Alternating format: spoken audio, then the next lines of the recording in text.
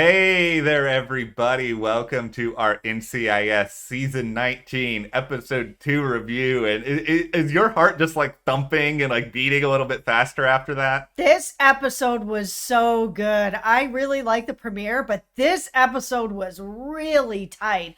I like it in this 9 p.m. time slot. It feels like there's just a little bit more edge to it that I think they probably couldn't do at the 8 p.m. time slot. And I know that there's been a little bit of talk about that, but this episode actually started to move towards that edgier NCIS. This was really good. I like this episode significantly more than the premiere. And I'm not saying that the premiere was bad, but I felt like there was a lot of just like wasted time in the premiere and stuff that I just don't care about after the fact. Like the whole, sheriff, what is he doing? That whole nonsense. I just felt like this episode was really packed. We got a lot of good stuff. We have a big new mystery that's going to, I guess, set up the next couple of episodes at least. Yeah, and I like that they've taken their time to introduce the new characters. Like, we didn't have Gary Cole in the first episode. We just had Jessica Knight. We had more time to sort of get to know her. And then this episode, Gary Cole's character Parker has shown up, and we've gotten to see more of who he is, and I really like him. He's so strange and just like there's a little bit about him that's just so eccentric. I just really like him. I love Gary Cole. I will give me Gary Cole all the time. I was just worried that everyone was just gonna hate him because he wasn't Gibbs, and that was gonna be the road that we went down. Yeah, but it does not. They did a great job in not feeling like he's replacing Gibbs. Like, it doesn't feel that way, which I'm happy for. Well, if you guys are happy for this discussion, hit that subscribe button. We're here every week talking about NCIS, and earlier today we busted out all of our greatest karate moves to talk about and preview Cobra Kai Season 4 and the latest trailer that drops. So take a look at that as well. Also, be sure to follow us over on Instagram, Matt and Jess TV. I know it's not October yet and it's not Halloween yet, but we had some homemade hot chocolates last night. And if you have never put a peep in your hot chocolate before, you are missing out. And we have some pictures of that up on our Instagram, so make sure you follow us there. Those ghosts were really cute. There was a tiny part of me that felt bad watching it melt, but it was so good. It was so good. I have no regrets. I do not feel bad at all. It was so good. It was good. Just like Gary Cole, also very, very good. I'm interested in Agent Parker. I feel like there's enough here that we can kind of get to know him better over time. Yeah, and it was a really cool introduction. So we had the serial killer, of course. We had this man that was following him around that our team didn't know who he was. And they ended up, attacking him, bringing him in, and finding out that he is an FBI agent that is also following this serial killer case. There's just, and you mentioned him being strange. And the thing is, he is strange. I really liked it. I think what I really like about it is I can't actually, if you were like, hey, you need to tell me why this guy is strange, I couldn't put my finger on actually what it is. Like, there's no one defining thing. He's just got a vibe that's just really weird. Yeah, he is very different than a lot of characters I've seen on TV in general. There is just a very eccentric, strange vibe about him that I really like. They've done a good job with the new characters where they don't feel like anyone else we've really seen on NCIS for me. You know what it is? He's like the guy who's like going into a burger joint and is like, "Can I have a pizza?" Or he's just one of those sort of people who just wants to be weird, or he just does things his own way and he doesn't care what anybody else thinks about it. I didn't like that he tried to kick Gibbs off the case, but I'll let it slide. Yeah, I listen, Gibbs is quote unquote dead at the moment. He should probably try to hide and not be in the open. It was good, though, to see him sort of back working with the team, hearing grab your gear. I loved it. I had missed it. It was also good to see Vance in there and giving him back his gun, trying to say, listen, come back to the team. We're ready for you to come back to the team. We'll work something out. Gibbs is still kind of apprehensive, but he said he was going to keep up his cover for him. Vance went and did a press conference and basically said Gibbs was dead. So, I mean, Vance still will always have his back, really will. But I'll tell you, that moment at the very, very end when Gibbs got off the elevator back in the office, oh yeah, 10 out of 10. I really like that. It was good to see him back. There were so many moments that just warmed my heart. Like, I feel like update is a very underrated Gibbs line here, where it was just him, it's like curmudgeon-y being like, update, rather than like, hello, how's your day? It's just like that moment is like, he's back. He's just yelling update at people again. Also, Jimmy's so cute. I love him so much. You guys know he's my absolute favorite. I loved seeing him at the barn organizing bales of hay as people's desks. Jimmy's so cute. There's so much good Jimmy Palmer stuff in this video, and with that in mind, Here we go. Okay, listen. This is the thing. Since the very first time I have seen Jimmy and Jessica together, there's just such a nice natural back and forth between them. And there's something that I really like about sort of this kick butt agent with the nerdy more guy. I like it so much. Even if they end up just being friends, that's fine. We know how ships work on this show, that you get the kiss of goodbye and then that's the end. But there's something that I really like about them. I just there was something about the way they looked at each other in this episode. Maybe I am just so far off the deep end at this point that I'm reading into everything. Listen, we have a new ship name. Here we go. For everyone. We know, there was Slibs. We know there was Alec. Now we have, oh my God. Okay. No, it's so good, Matt. Just go.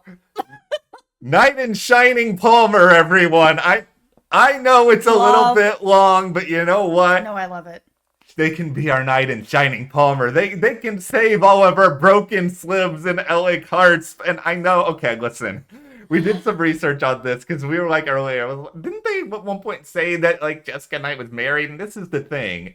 In the character description, back when this character was first announced, they said that she was married to a stay-at-home dad, but I don't think it's ever been actually mentioned on the show, and I don't think we could, just the description online is not necessarily canon. No, they may have decided to change it. They may have seen some chemistry going on with some other characters. They may have just been like, you know what, we just don't want to go in that direction anymore. I mean, things change all the time when you're starting to get going with stuff, and they haven't mentioned it on the show. And today, they did mention a little bit about sort of Jessica mentioning that there's something going on in her life that she doesn't want to talk about. If things are really that great at home with the stay-at-home dad and the kid and all that, that's not something you don't want to mention. That's something that you're, happy about and proud about. I have this great husband. He's a total stand-up dude. He's at home with our kids, so I can come to work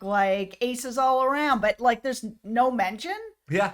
I think they've probably changed it, or maybe I'm just hoping that they changed it because I like Jessica Knight and Palmer so much, but it feels like there's more room to do stuff if this Jessica Knight character isn't married with the kid at home, just because, and I know it's probably more unrealistic that every single character that comes in doesn't have a love interest elsewhere or could have a love interest who's also at NCIS or whatever, but listen, I think we left some of the realism out the door last week when Gibbs somehow survived everything that he was going through. There was a second when I saw Casey and Parker have a little bit of chemistry too. I'm just going to throw that out there. I'm not shipping it, but I was kind of like, oh, okay.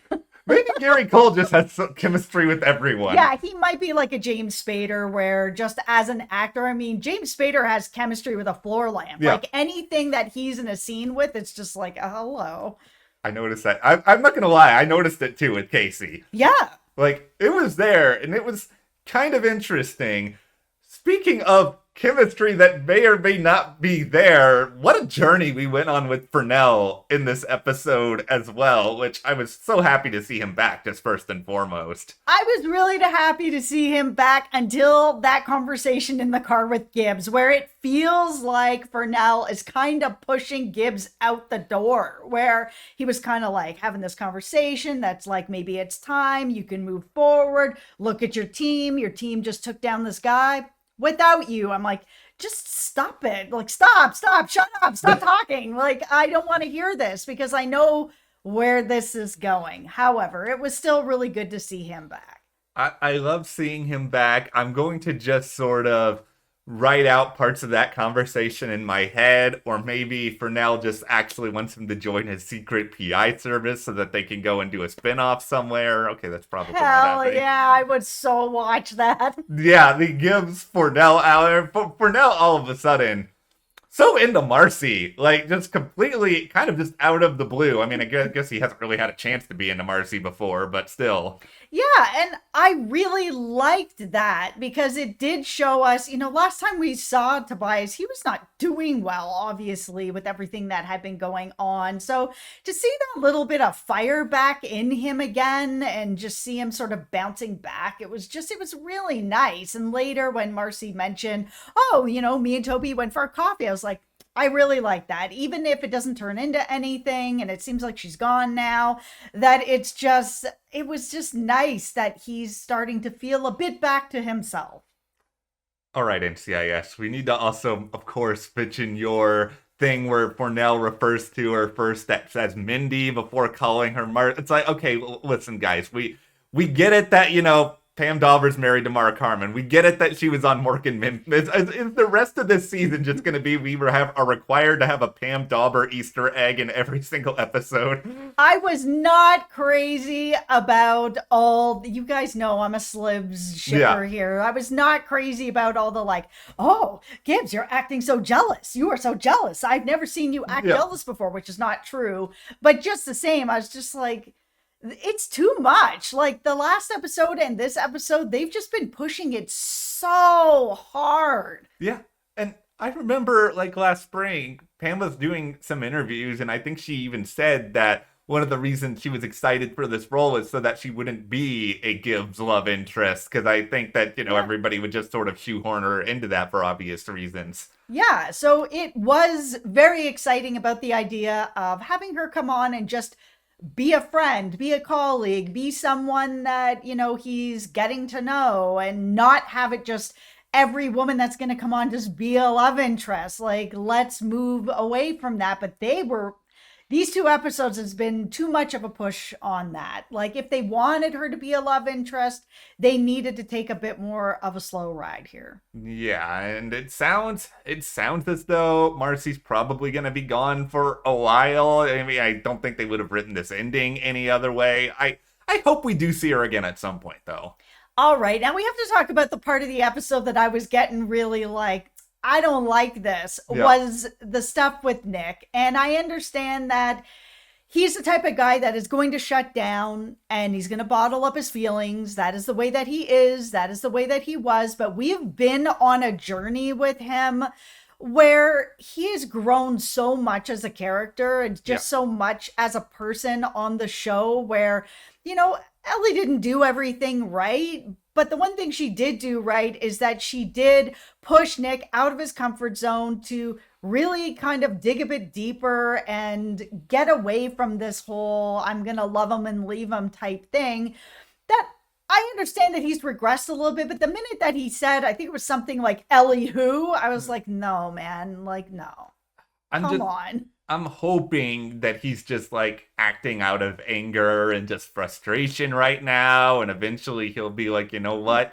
I don't want to go back to sort of being that kind of person again who's going to say Ellie who. I hope it's almost like he's going through his own stages of grief here. And eventually he will just sort of be okay, accept that she's gone, and at least still learn some of the lessons that he, figured out when she was there on the team. Yeah, and I feel like that is where it's going because him and Jessica had that conversation where he said, the last thing I'll say on this is I wish that I had told her how I felt. So he's still, that lesson is still in him. So I still have some hope.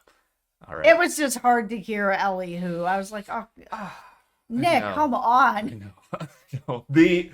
And, if we didn't have enough emotion like the rest of this episode, the serial killer stuff was, pretty legit. So we find out this guy who apparently was Tom Samuels at first, but really he is Paul Lemire, which just sounds, by the way, like a total serial killer name.